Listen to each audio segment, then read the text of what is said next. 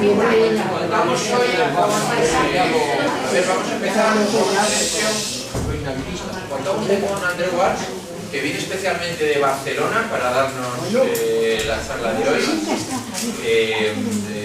Yo no estuve en aquella primera charla que dio en la agrupación allá por enero de 2011, pero bueno, me han contado que fue una charla extraordinaria sobre relatividad especial y Einstein y toda esta historia. Y hoy pues, bueno, él es ingeniero industrial, ya jubilado, tiene esa suerte. Y bueno, pues supongo que dedicas tu tiempo a estas historias y a investigar temas de ciencias físicas y de, bueno, por la historia, ¿no? De la física, que es fascinante. Entonces hoy nos va a contar el episodio de Galileo, bueno, que algunos pues ya conoceréis lo que pasó con Galileo. Galileo, bueno, pues se le considera el primer físico moderno, que puso las bases de lo que es la física moderna, como tenemos hoy la física. Así que bueno, pues seguro que vamos a disfrutar todos mucho y sobre todo a aprender muchas cosas. Gracias. Siempre aprendo. El que aprende más soy yo. Muchas gracias. A modo de introducción, Galileo nace en el 64. En 1415 se inventa la imprenta. En 1450 cae Constantinopla y una legión de genios que saben griego llegan a Italia y por lo tanto se traduce rápidamente al griego, ante el griego al latín de Euclides, por ejemplo. En 1492 se descubre América. ¿Qué has dicho que se traduce? Se traduce los elementos de Euclides, se traducen del griego directamente, a través de los árabes se llega por muchos caminos. Pero hay una legión de sabios que huyen de la ocupación turca de Constantinopla, básicamente se instalan en el norte de Italia y Venecia es el núcleo editorial muy importante. Todo esto viene, hay conciencia de las gentes más vivas de la sociedad en aquel momento que se estaban en un cambio importante y que se refleja. Nosotros decimos estaba en la edad moderna, los historiadores nos dicen en 1492, consideramos que empieza la edad moderna. Es una fecha cualquiera, importantísima, el descubrimiento de América. Pero hay esta conciencia de que están en un proceso de cambio y esta imagen lo refleja perfectamente. El mundo de la superstición, el mundo de la fortuna, de esta rueda de la fortuna, de la ignorancia, representada por esta, bueno, más que de esa, es una pordiosera, por decirlo de alguna forma, que ciega, que se aguanta en una cosa más inestable que una bola. Este mundo se está reemplazando por un mundo donde impera la razón, representada por esta diosa ya bien vestida, que se soporta en nada más sólido que un cubo de mármol. Esta conciencia estaba en la mente de la intelectualidad europea de aquella época. Este programa de cambio se materializa por primera vez en la física. Cambia todos los aspectos de la actividad artística. Galileo nace el mismo año que muere Leonardo, que muere Miguel Ángel. Es decir, pero el proyecto que se materializa, este paso a la modernidad, es la física. Aunque las ciencias experimentales están mucho más avanzadas en la medicina, por ejemplo. Pues no es la medicina, es la física. Y podemos darle casi fechas, desde Copérnico hasta principios matemáticos de la física o de la filosofía natural. En medio está nuestro amigo Galileo. Vamos a hablar del Galileo no astrónomo, sino del Galileo físico. El Galileo astrónomo es el que hace el acto revolucionario de enfocar el telescopio hacia el cielo. Y con este acto acaba de derribar el mundo aristotélico. Un mundo que estaba lleno de grietas, que había mucha gente que estaba picando a este edificio y que lo estaba derribando, pero este acto revolucionario, absolutamente increíble de Galileo, de enfocar el telescopio no para ver cuando llegan los barcos enemigos, sino ver qué pasa en Saturno, le trae los problemas que ya sabemos, lo condenan, o sea, que está arrestado, y los 7 últimos años de su vida permanece arrestado en Setri, al final, en un pueblo muy cercano donde está su hija, monja, y allí, casi ciego, dicta el primer libro de cinemática de la física moderna. Y este es el Galileo que vamos a hablar hoy. Discurso sobre las dos nuevas ciencias. Me das más miedo como constructor que no como derribador, le dice su amigo Barberini cuando era papa, que lo condena el papa. Me das más miedo no como el que pica este edificio que ya se está cayendo solo, que es el aristotelismo, sino cuando construyes uno nuevo, cuando das la pauta, porque un edificio vacío, un solar vacío, tienes la esperanza de que tú puedas volver a levantar un edificio. Pero si otro ya ha levantado un edificio, parece que de alguna manera la gente del viejo mundo, para decirlo de alguna forma, pues esta frase pues sintetizaba muy bien este tema. Discurso y demostraciones matemáticas alrededor de dos nuevas ciencias relacionadas a la mecánica y los movimientos locales. Este es el texto ampuloso de este libro que digo dicta, que estaba ciego, que se consigue eludir la Inquisición, llega a través de algunos personajes, algún embajador, no sé qué, llega a Leiden. Es un testamento científico, lo escribe en italiano, en Leiden lo traduce al inglés, es decir, al latín. El avance lo hacen los heterodoxos. En Europa tenemos la suerte que solamente con 300 kilómetros te cambias de religión, de lengua. Si fuéramos chinos tendríamos que recorrer 6.000 kilómetros, o americanos. El gran valor, yo creo, ahora hago filosofías de Europa, que con 300 kilómetros consigue, no es un ejemplo, perdonar esta inclusión. 4 jornadas es este libro, escrito en forma de diálogo. Las dos primeras no tienen importancia para la ciencia, está dedicado, él queda maravillado cuando va al arsenal de Venecia, la primera fábrica moderna que hace en serie buques de guerra. En algunas épocas había un buque diario, en algunas épocas. Los dos jornadas últimas sí que son las verdaderamente importantes para la ciencia. Están en forma de diálogo, 3 personajes que hablan sobre un texto que no dicen el título, no dicen de quién es el autor, un texto en latín, el autor es Galileo, y estos 3 personajes dialogan en italiano. Galileo dice: la ciencia hay que divulgarla, la ciencia hay que hacerla asequible al pueblo. Después la intelectualidad solamente hablaba en latín, por eso en la idea no tengo que hacer es traducirlo al latín. Salvati es el alter ego de estos 2 personajes, todos son personajes históricos, estos son contemporáneos de Galileo. Salvati es el alter ego, Sagliero es un hombre abierto a las nuevas tendencias y por tanto abierto a los nuevos pensamientos, y Simplicio, no es un gran chiste, hay un filósofo de la época antigua que se llama Simplicius y que él pues lleva como anillo al dedo para poner en boca suya el pensamiento antiguo aristotélico. Poca broma, 1000 años de física, Aristóteles son 1000 años de física, son el canon de Occidente, poca broma. Sobre el movimiento uniforme acelerado y la trayectoria de los proyectiles.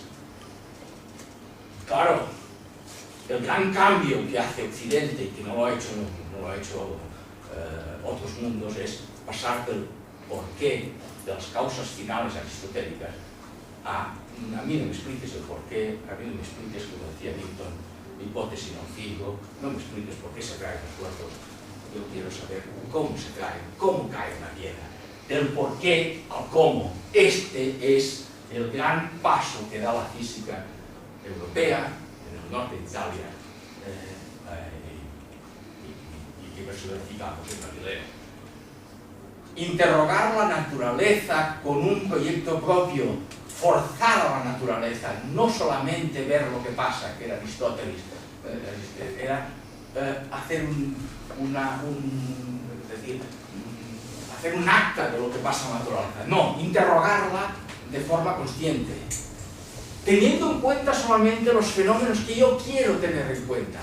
Y aquí está el genio, el que dice el rozamiento del aire no me interesa ahora, el peso tampoco me interesa solamente el movimiento de inercia, me interesa escoger cuáles son las variables, es la verdadera esencia del genio.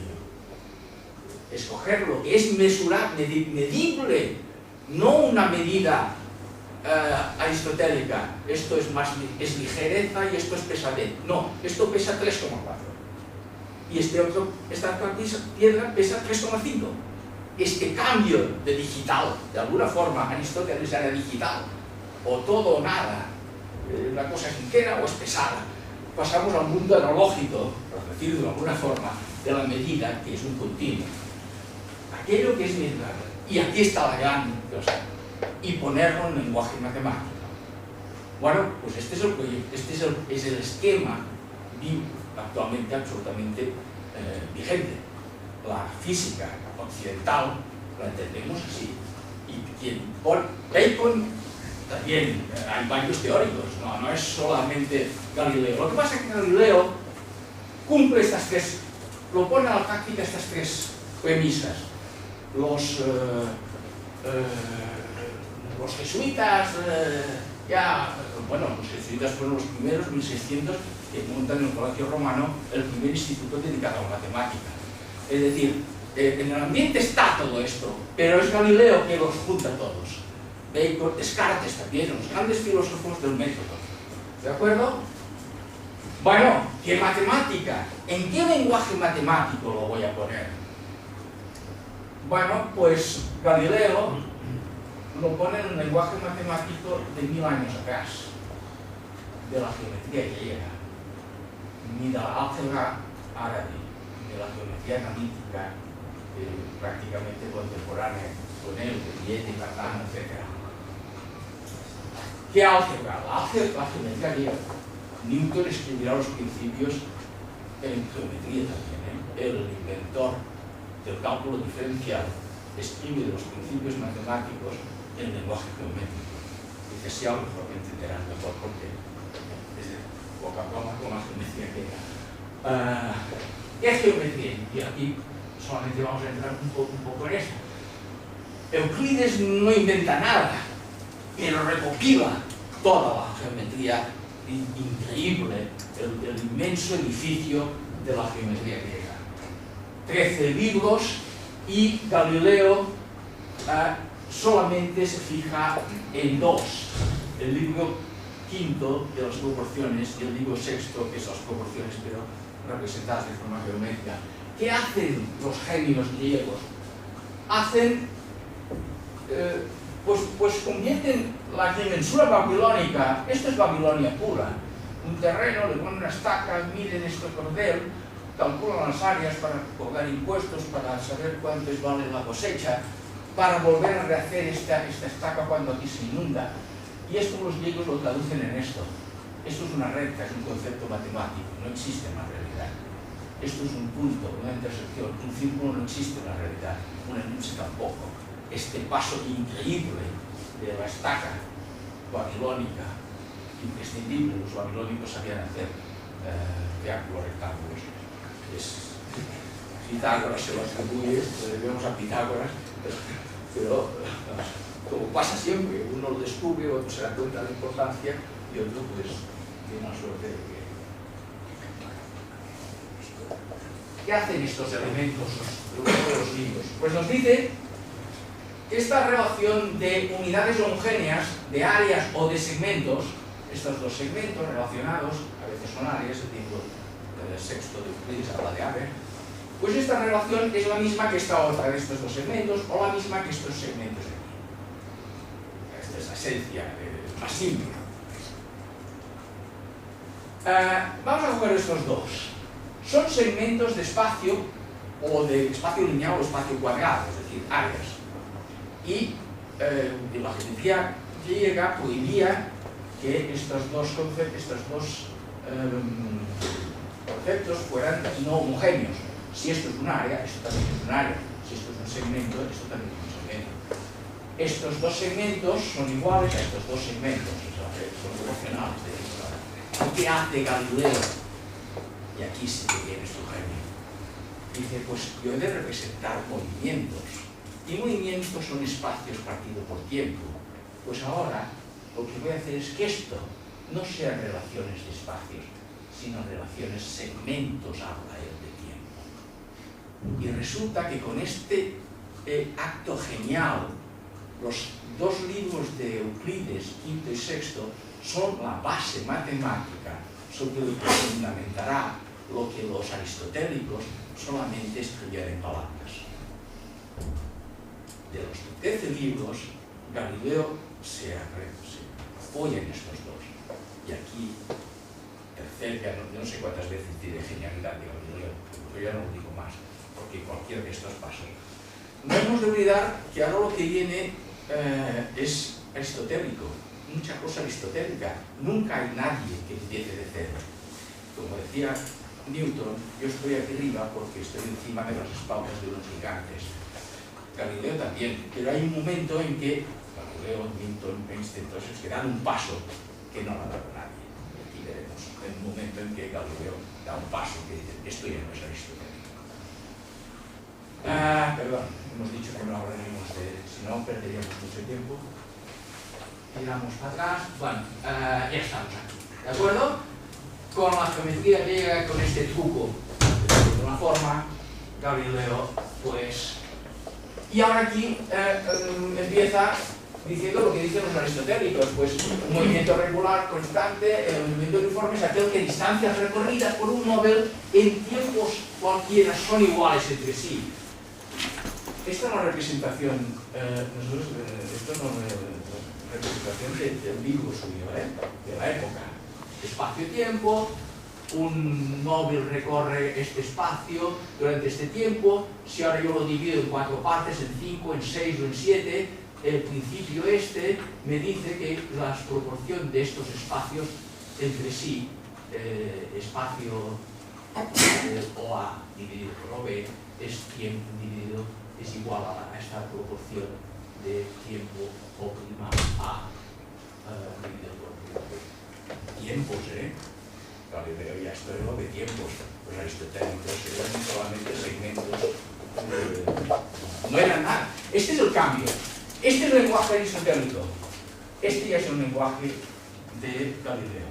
Le pone matemática detrás. Pero aquí es matemática suave. Bueno, esto es lo mismo que hemos visto en las proporciones de Euclides, ¿de acuerdo? Nosotros, este nuestro lenguaje, no tiene nada que ver.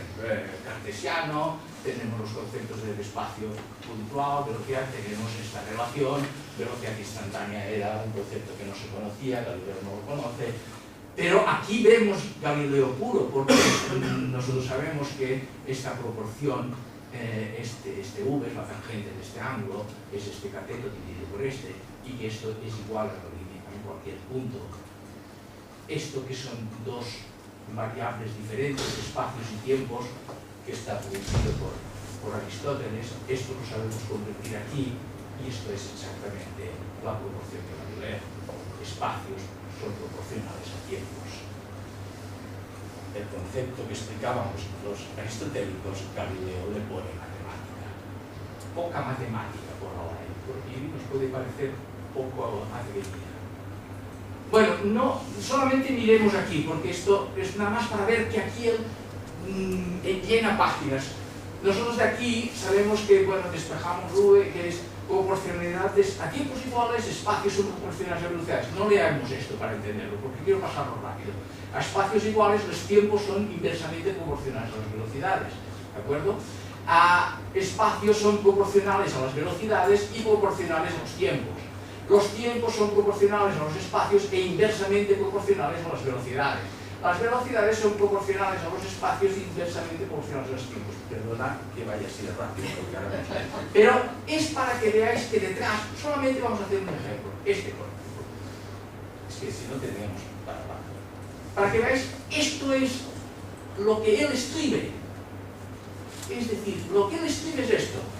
Si cogemos su libro, esto es lo que él escribe. Y a través de teorema 1, teorema 2, teorema 3, llega a esta proposición, que es la que hemos visto antes, y él la demuestra. No nos vamos a entender, ni mucho menos. Pero era para que veáis el libro quinto y sexto puesto en toda su potencia. Y esto, el enunciado, como veremos, es aristotélico, porque ya veremos que los newtonianos de Oxford, etcétera, ya habían hecho todos estos avances. Desde Aristóteles no era un edificio que se había avanzado, es decir, en Oxford había avances, pero, ¿de acuerdo? Bueno, esto solamente para... movimiento acelerado, pues esta era lo máximo que llegaban los aristotélicos, expresar en palabras, pues, y él dice, si el uniforme es a tiempos iguales, espacios iguales, será igualmente en el movimiento acelerado, pues a tiempos iguales, incrementos de velocidad iguales. Y hace lo mismo, pues un móvil se mueve así, dividimos en 3 o 4 y los incrementos de velocidad serán proporcionales a los incrementos de tiempo. Esto ya es quinto de Euclides, o última vez, que no se verdad, porque se me escapará siempre, y nosotros decimos esto. Igual, aceleración a un concepto desconocido, lo mismo, ¿de acuerdo? Por tanto, esto, que es esto de aquí, que es el lenguaje nuestro, es exactamente las proporciones de la vida, ¿de acuerdo? Ahora voy a hacer algo que ya no hacen, que ya se empieza a apartar de los aristotélicos. Fijaos que da la vuelta al eje y dice, vamos a aplicar esta sapiencia a un fenómeno natural. Ya no es algo que se mueve en abstracto, sino una piedra que cae. Y si una piedra cae, pues pondré los ejes de tiempo, sobre todo los de espacio, los pondré verticales. Y aquí Galileo se empieza a apartar de los aristotélicos, porque el concepto aristotélico era pura retórica, algo que se mueve, pero sin tener el paso de gigante, es decir, ¿por qué no lo aplicamos a un fenómeno natural? Y aquí empieza ya, al cambiar esta dirección de los ejes, que Galileo empieza a ser Galileo. Galileo lo siempre. ¿De acuerdo? Y nos dice, bueno, pues el tiempo en recorrer un espacio en movimiento uniformemente acelerado, yo tengo un cuerpo aquí, va a recorrer este espacio, fijaros que no pongo ni proporcionalidades, yo lo pongo en su lenguaje, va a recorrer este espacio, partiendo de este punto, va a empezar a incrementar la velocidad, y la velocidad la voy a representar en este esquema de aquí. Por lo tanto, va a hacer así, está a velocidad 0, incrementa su velocidad y llega al suelo a velocidad A2. El tiempo en recorrer este espacio, movimiento acelerado, es igual al tiempo en recorrer este espacio en movimiento uniforme, suponiendo que parte no de 0, sino a la velocidad mitad a la que ha llegado al suelo. Nada nuevo. Esto es aristotélico. Nada nuevo. Lo único que él ha invertido el eje y ha dicho, esto a lo mejor me sirve para explicar un fenómeno natural como es la caída de una piedra. Aristotélico puro, no sé quién era, Orestes, me parecía, al final tengo una pequeña transparencia que pone. Es decir, transformar un movimiento intractable, para decirlo de alguna forma, poco tractable, en otro más sencillo. Y esta es la regla que le llamaban de velocidad media. Y la demostración es que él dice, esto es lo que aquí me falta de velocidad, me sobra aquí de velocidad. Por geometría pura. Dice, lo que aquí me falta, aquí me sobra. Y en su lenguaje, el agregado de todas las paralelas de este cuadrilátero es igual al agregado de todas las paralelas de este triángulo. Nosotros agregados le llamamos integral, ¿vale? Y nuestro lenguaje es este. Hacemos y no me paro. Esto es nuestro lenguaje y este es nuestro lenguaje. ¿De acuerdo? Si nosotros cambiamos el agregado por la integral, ya estamos en el siglo 1900. Para ver lo moderno que eran los conceptos de Galileo y de Aristóteles, porque eran aristotélicos, estos conceptos eran aristotélicos, solamente cambiándole la terminología. Bueno, ya tengo una regla para convertir algo intractable como es un movimiento acelerado en algo más tractable, más manejable como es un movimiento uniforme. Y aquí digo, pues bueno, voy a hacer lo mismo que el gráfico anterior. A esta unidad de espacio recorrido para esta unidad de tiempo, a esto le llamo 1, a este espacio que es eso A, aquí he transformado este triángulo en este. El siguiente movimiento es el cuerpo que está aquí y sigue cayendo, por lo tanto yo por geometría sé que aquí tiene 2 unidades de velocidad y este triángulo, como lo sé convertir en un cuadrado, pues tengo al final 3 unidades de velocidad. Al tiempo 2, al final de la segunda unidad de tiempo, el espacio habrá consumido una unidad, 2, 3, 4 unidades de espacio. ¿De acuerdo? Y hemos dejado el cuerpo aquí, sigue cayendo. Esto ya por geometría sabemos que son 4 unidades de velocidad y este triángulo sabemos convertirlo en una unidad de velocidad, etcétera, etcétera. 1, 2, 3, 4, 5, al cual al haber pasado 3 unidades de tiempo habrá consumido 3 más 2 más 1 unidades de espacio. Perdón, a la unidad 3 de tiempo habrá consumido estos espacios. En la primera una unidad de espacio, en la segunda unidad de tiempo 3 unidades de espacio, en la tercera unidad de tiempo 5 unidades de espacio, y si continuáramos. Y esto es traducido, es en la primera unidad de tiempo una unidad de espacio, en la segunda OB es 3 más 1, en la tercera OC es, para lo digo que es 1 más 3 más 5. Esto los aristotélicos se llamaban la regla de los números impares. Nada nuevo. Pero el paso siguiente sí que ya es nuevo. Esta proporción, cualquier proporción, o D o C, es 9 dividido por 4, 9 es el cuadrado de 3, 3 es la unidad de tiempo, unidad de tiempo 3 dividido por unidad de tiempo 2. Esto sí que ya es. Y ahora si le damos un poco de teatralidad o de énfasis, un móvil en movimiento uniforme acelerado, los espacios recorridos en tiempos cualquiera están en la razón doble, o sea, en la razón del cuadrado de los tiempos.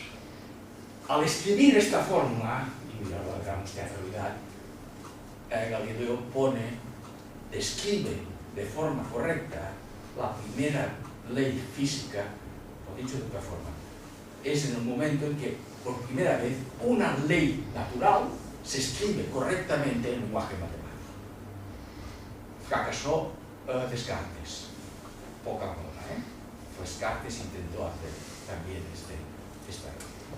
En este momento, esto sí que ya es, y con razón decimos que al escribir esta fórmula pone el primer parágrafo del primer libro de cinemática de la era moderna.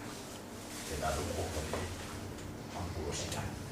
Tendríamos que hacer una pequeña reverencia. Permitirme.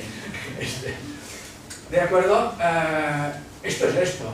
¿De acuerdo? Lenguaje nuestro, espacios proporcionales a los tiempos, y tendrá que venir 70 años, no solamente faltan 70 años para que Newton nos diga que proporcionalidad es la fuerza de la gravedad universal. A ver, que no sé qué he puesto aquí. Esto es para saltarme, ¿no? Pero a veces no lo salto. Bueno. Simplicio él dice, hombre, señor Sagredo, yo dudo que esto sea, este artilugio matemático, estamos en un libro que está en forma de diálogo, por lo tanto, Simplicio ha oído a Sagredo todo este follón, perdón, todo este artilugio matemático, y él dice, como Simplicio es, yo dudo que la naturaleza se comporte así, tanta matemática y tanta... Yo dudo que esto. Y entonces Galileo dice, bueno, pues vamos a probarlo. Y lo de la piedra de la Torre de Pisa no estaba hecho para esto, pero bueno, él dice, si yo cojo una bola y la dejo caer, esto es intactable. Yo no sé, tengo instrumentos para ni calcular tiempos ni calcular nada. Esto no hay forma de acertar. Pero, genialidad de Galileo, una vez más. Esto no es democracia. Ahora también no sé qué decir, Pero si hacemos esto, esto ya lo sé tratar mejor. Y si hacemos esto, ostras, esto va a una velocidad que y ahora llega la gente y dice, principio, la velocidad en que me va a llegar a esta bola aquí, tanto si la inclinación es esta como la inclinación es esta, será la misma, porque esta velocidad solamente depende de esta altura, y no la castaña. Y lo demuestra. Bueno, vamos a coger un cordel, una bola, un cordel ligado a la pared con un clavo, y la bola la dejamos caer, y la bola, teóricamente, sabemos que no es así, es aquello de cogeros esencia. Nunca la bola llegará arriba, pero Galileo, como cualquier científico, dice, voy a despreciar los rozamientos, voy a despreciarlo todo, y si esto está en un caso ideal, la bola llegará aquí. Y Galileo dice, voy a poner un clavo aquí, si pongo un clavo es evidente que el cordel va a hacer esto así, acá, lo va a encajar, y entonces con su lenguaje dice, estas dos bolas, independientemente de que no ponga clavo o ponga clavo, van a llegar a la misma altura, porque la energía, diríamos nosotros, y él dice, el momento que adquieren estas bolas de pasar de B a A es común a las dos trayectorias. Y este momento, esta energía, será la que llevará la bola de A a C, a C', a C segunda. Y como esta energía adquirida es común, van a alcanzar la misma velocidad, van a alcanzar la misma altura, común también. Es un experimento mental. Si lo hacemos en la realidad, no ocurre así. Esta es la gracia. Lo repetiré 1000 veces. El gran salto de Galileo, los experimentos mentales de Einstein, los experimentos, es la genialidad. Estamos hablando, si hablamos de física, la física moderna son 3 personajes: Einstein, Galileo, Newton y Einstein. Bueno, tienen en común esta lanzarse al vacío y decir, ya sé que esto no ocurre así, ya sé que nunca veré el movimiento de inercia, etc. ¿Vale? Bueno, por lo tanto, segunda genialidad, pero si yo estoy estudiando cuerpos que caen al revés, y este experimento lo que demuestra es que suben, y mi plano inclinado es que los cuerpos bajan, pues él dice, pues bueno, si es verdad para la subida, también será verdad para la bajada. Y dice, esto va a ocurrir igual en la bajada de los cuerpos por un plano. Esto va a ser igual. Y aún dice más, el experimento del hilo lo he hecho recorrer por una cuerda, y ahora el plano inclinado es un segmento, se llama, bueno, uno es la cuerda y el otro es el sector. Es un sector de circunferencia. Pues va a ocurrir lo mismo. Podríamos, por similitud, mostrar que pasaría lo mismo si la bola, en vez de bajar por planos rectos, que tuviese la misma inclinación que los arcos. Otro salto en el vacío. Saltos en el vacío los acierta. Porque si no, no hablaríamos de Galileo. Claro, esto lo ha dicho mucha gente, pero si tú te das el clavo. Nosotros, evidentemente, nuestro lenguaje es mucho más simple, ¿eh? Energía potencial, que se transforma en energía cinética. La energía cinética y potencial, vemos que esta velocidad a la llegada solamente depende de la altura, y que si en un caso ideal esta energía cinética se volvería a transformar en energía potencial. Este es nuestro lenguaje, conservación de la energía, que cosa más lejos del pensamiento de Galileo y de 1600 y pico. Conservación de la energía, conservación de la masa, conservación del momento cinético, de momentos. Esto es el lenguaje de hace 4 días, 1800 y pico. Bueno, el Simplicio dice, bueno, demuestra algo más, y Galileo hace el experimento que sí que está documentado del plano inclinado, y que yo he representado así. Esto, él pesa agua, yo aquí no peso agua, sino que para hacer una simple mido la altura del agua, primero calibra el instrumento, deja caer una bola, deja caer agua, y cuando considera que ha llegado aquí, pues mide esta altura de agua y la divide, por ejemplo, en 3, ¿de acuerdo? Es decir, mi campo de experimentación será la caída desde este punto hasta aquí. Y sé que mientras la bola cae, yo la he dividido en 3 unidades de tiempo, o en 4, o en 5, unas que quieran. 3 unidades de tiempo. Y repite el experimento con un becario y le dice, cuando abre el grifo, y cuando yo te diga basta, ciérralo. Y te diré basta cuando el agua haya llegado aquí. Pues abre y cierra. Y al becario le dices, anota esto, 30 centímetros. A 30 centímetros le daremos unidad de espacio, ¿de acuerdo? Perdonad, ese lenguaje es un poco. Pues bueno, vamos a repetir el experimento, y ahora te voy a decir que cierres la válvula cuando el agua llegue aquí, a 2 unidades de tiempo. Por tanto, hace esto, cierra, marca con una yeso donde ha llegado, y repite el experimento, mide estos espacios y ve que estos espacios, según lo que he visto, y ahora aquí hay tela marinera porque los historiadores han recogido sus manuscritos, y hay que tener mucha fe para ver que los manuscritos suyos reflejaban esta exactitud, pero ahí está.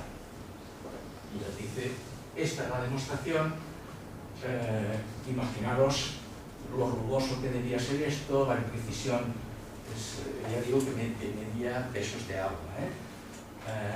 Nuestro lenguaje es este, ya lo hemos dicho, y este es la fiesta que enseña a un Medici que no quiere ni verlo. Señor Medici, que usted me parece que es un Medici, esto es aquí en la iglesia, no sé qué, mire, no sé, mirar, un poco solícito y intentando. Bueno, esto es un llamado. 4 repeticiones. Movimiento anunciarmente acelerado, movimiento acelerado, movimiento natural, ahí. Movimiento uniforme, movimiento acelerado, movimientos proyectiles. Ahora sí que ya se está quedando solo. Ahora sí que ya anda solo.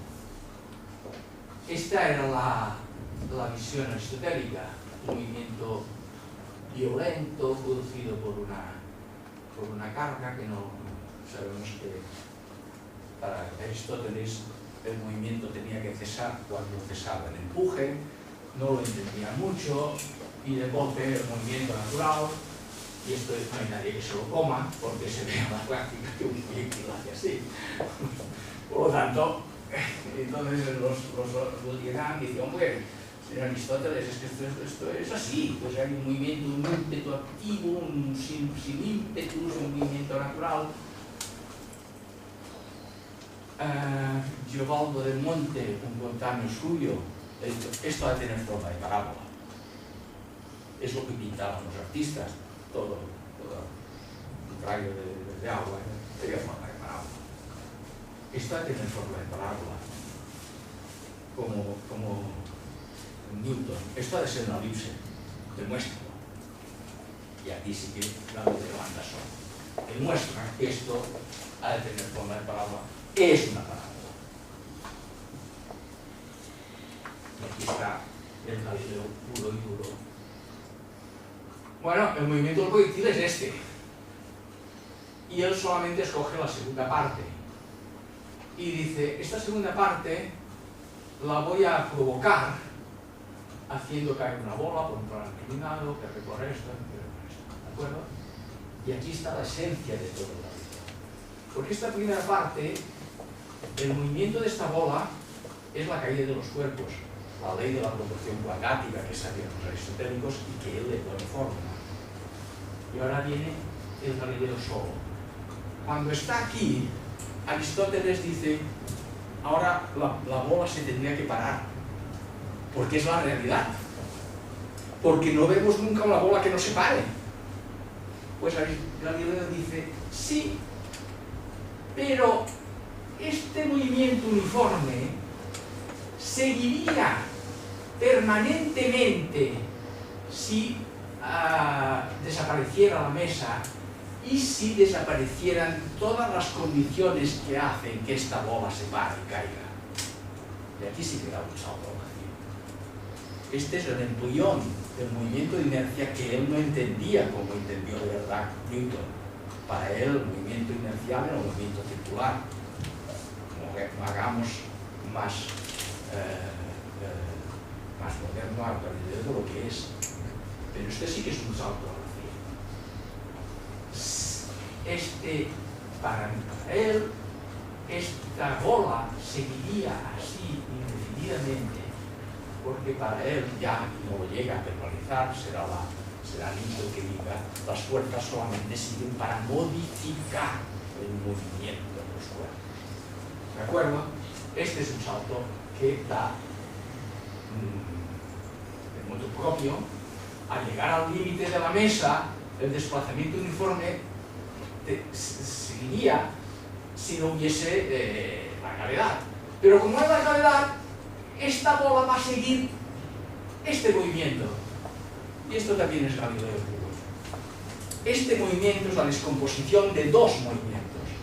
Uno, que es la caída de los cuerpos, que acabo de demostrar con más, y otro que me he sacado de la manga, y que es dificilísimo, es intuición pura, pero que me lo he sacado de la manga para una cosa que me ha ido muy bien, que la he hecho servir anteriormente. Los galileanos, los aristotélicos decían, si la Tierra se moviera, yo dejando caer una piedra en un pozo, al llegar al final, la piedra tocaría la pared del pozo, porque mientras cae la piedra, la Tierra se ha movido y por lo tanto el pozo, y por lo tanto la piedra tocaría la pared del pozo. Y este era el gran argumento de los aristotélicos, para decir la Tierra no se mueve. Y Aristóteles y Galileo le dice, bueno, pues es lo mismo que ocurre aquí. Yo tengo un barco quieto y le dejo caer la película que hay del agua, no sé si lo habéis visto, a Hipatia, que hace con el nombre Hipatia, una cosa que no es verdad, pero que hace este experimento, ¿no? Se ve el barco. Tenemos el barco quieto y evidentemente la bola cae así. La Tierra podemos dudar que se mueva, pero un barco en movimiento ya no dudamos que se mueve respecto al agua. Y el movimiento es este, como Hipatia en la... Esto no tenía explicación para Aristóteles y para todo el mundo aristotélico. Pero él este movimiento no lo veía así, lo veía... Esto lo vemos nosotros, pero él veía esto. La composición de dos fuerzas, una uniformemente acelerada y otra constante debido a la ley de inercia. Algo prohibido en anatema grande, un movimiento descompuesto en dos. Bueno, de pasada, esta es la ley de inercia, es la que explica por qué la bola cae siguiendo la línea de Paul. Y aquí no lo he puesto, pero evidentemente es el principio, es el principio de relatividad de Galileo. Y que en relatividad especial Einstein coge exactamente el mismo principio. La relatividad especial son dos principios, el primero es exactamente este. Todas las las leyes de la física son independientes del movimiento uniforme de los observadores. Este es el problema. Galileo dice en sus escritos, si nos ponemos debajo de la cubierta del barco por un día que hay mucha niebla, no sabemos, no tendremos forma con experimentos mecánicos. La relatividad especial será con experimentos mecánicos y electromecánicos y electromagnéticos. No tendremos forma, dice Galileo, de hacer un experimento mecánico que nos diga si el barco se está moviendo o está parado. Chapó. ¿De acuerdo? Y entonces dice, teorema, el proyectil al avanzar según estos dos movimientos recorrerá una semiparábola. Demuéstralo.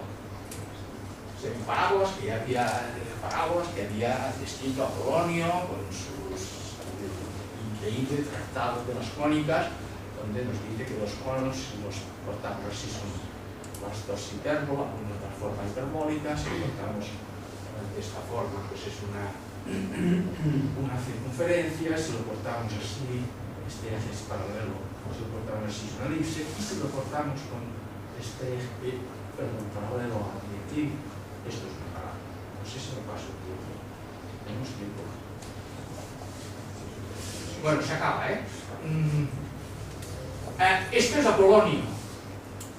Apolonio dio esta relación y dijo, una parábola es aquella línea geométrica producida por el corte de un cono, como he dicho, que cumple esta proporción.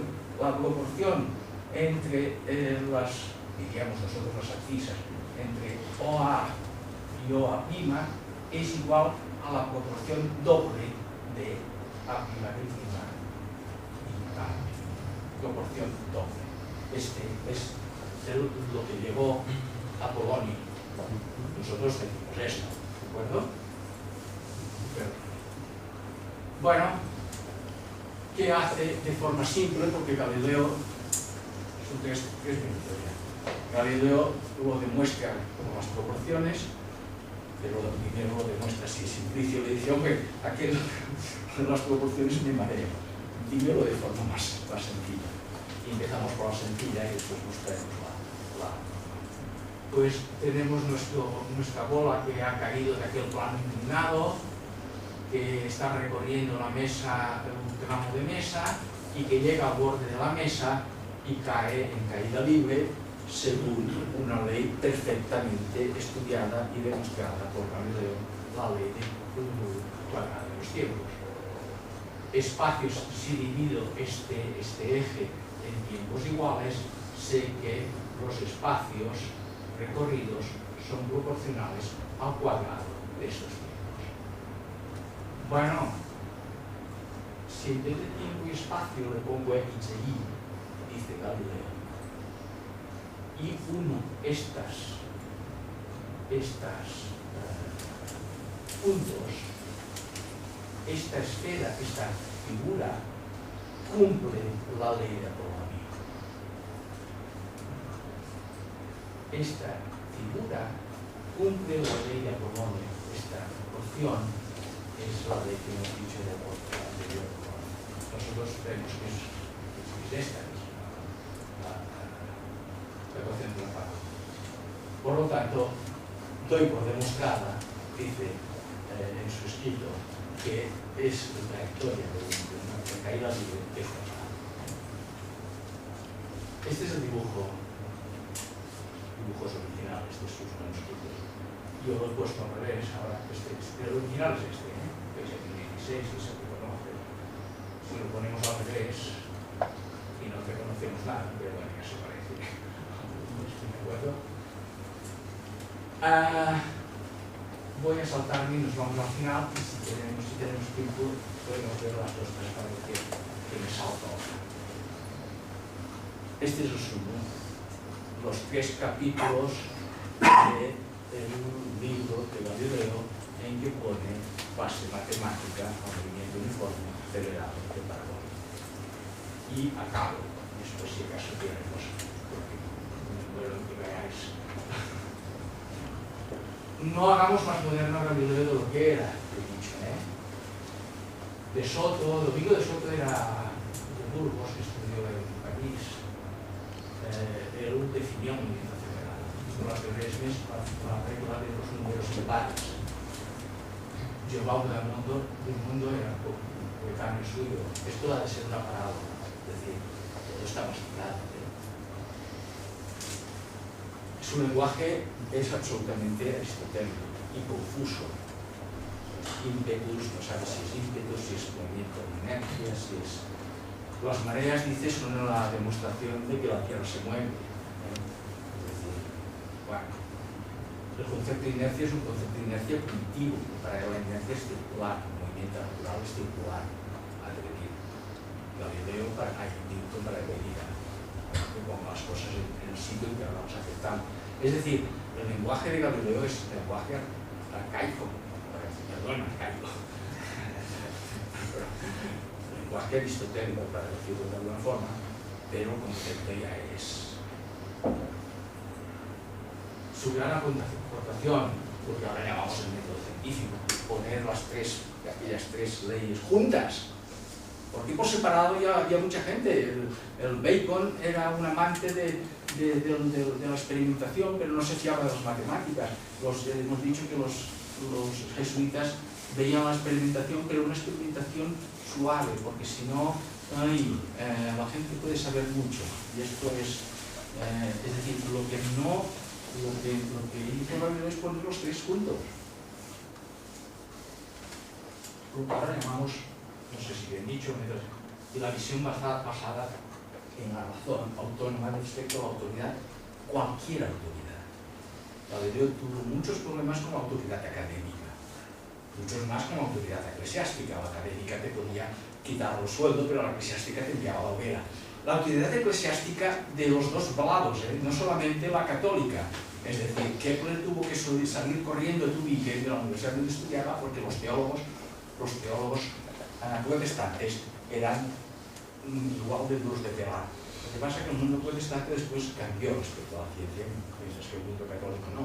Pero al principio, cualquier autoridad, los académicos por perder sus cátedras, y evidentemente la iglesia, cualquier tipo de iglesia, al ligar su dogma al método aristotélico, cualquiera que pusiera en duda cualquier parte aristotélica no era una revisión de ciencia, sino una revisión de fe, de dogma. Y por eso se retrasó tanto la caída de este edificio que era el aristotelismo, para decirlo de otra forma. De una comunidad de creyentes a una comunidad de pensadores libres. Este es un mal momento para Galileo, evidentemente. Debía ser el peor momento de su vida, pero es el mejor momento para nosotros. Es el momento en que alguien dice: vosotros, eclesiásticos, como dijo Galileo, decidnos cómo hemos de hacer para ir al cielo, pero nosotros los científicos diremos cómo se mueve el cielo. Esta separación la hizo el Renacimiento en Italia, no lo ha hecho aún el mundo musulmán, poca broma, El mundo musulmán aún sigue creyendo que la verdad revelada es la única fuente de, perdón, esta incursión filosófica. Y este es el Galileo que hemos hablado hoy. Este otro es el Galileo más popular. Este cuadro, yo creo que no hay nadie en el mundo que no lo conozca, en el mundo occidental. No sé si este ya es más, ya no sé si lo conoce. Los 7 últimos años en Arcetri, repito, ciego, dicta a su hijo, a Torricelli, a Salvati, dicta sus recuerdos de, porque en estos años no hace el libro del movimiento uniforme, se dicta sus recuerdos y por tanto su ciencia. Este es el Galileo que hemos hablado hoy. A ver. Y la famosísima frase, que esta sí que está en todos los libros: la física, la filosofía natural, la física está escrita en un libro inmenso, abierto continuamente delante de nuestros ojos, y solamente tenemos que saber geometría, matemática para saberlo leer e interpretar. La frase es mejor. Muchas gracias. Dejadme, dejadme porque no puedo. He dicho que era la enfermedad básica, él demuestra esto de forma simple, pero, perdonad, que es rápido. Esto me pasa porque es rápido. Hace servir del libro sexto y quinto, solamente hace servir tres cosas: las proporciones de las líneas, el teorema de los catetos, de las alturas, que dice que esta altura al cuadrado es igual a estos dos segmentos. Este teorema le sirve a él para demostrar que esta parábola, este artilugio, aquí supone este círculo, supone esta línea que va desde el punto este a este, supone otro círculo un poco más cerca de este origen y recuerda la fórmula de Apolonio, y él hace servir el teorema de la altura y dice: esto al cuadrado es igual al producto de esto por este. ¿De acuerdo? Esto es Euclides. ¿De acuerdo? Y en este triángulo se ha que esto, etcétera, etcétera. No me entregué lo más, pero llega a esta fórmula haciendo servir Euclides. No quería dejar pasar que él sigue haciendo servir los dos libros de Euclides para poner base matemática, y esta ya mucho más potente que aquella otra que podemos decir: bueno, este juego que haces aquí, como decía Simplicio, esto haces un juego barbares. ¿De acuerdo? Y ahora sí que ya estoy. Muchas gracias por vuestra atención. Aquí estamos.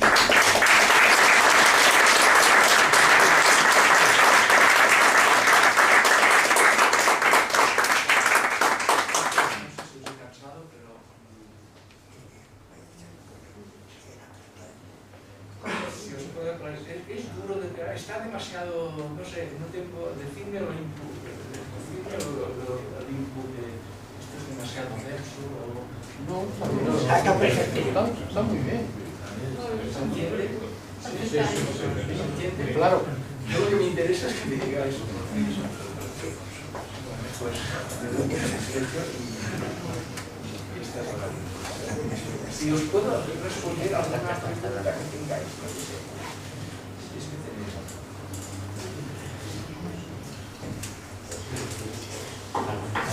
Bueno, estos son los libros evidentemente que he sacado. Hay algunos más, pero... Muchas gracias.